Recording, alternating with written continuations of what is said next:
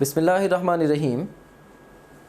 We are going to start off our discussion with the next very important subsection, which is about proteins. And here is our big picture.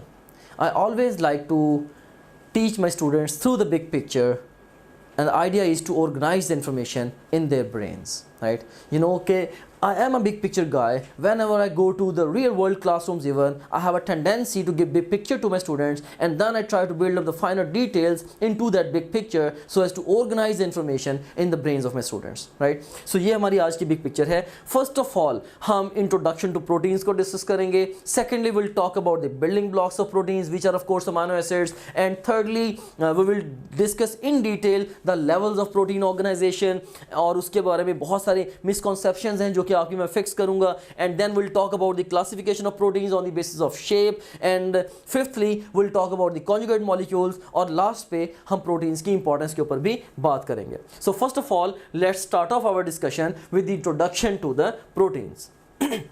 I've got a question for you.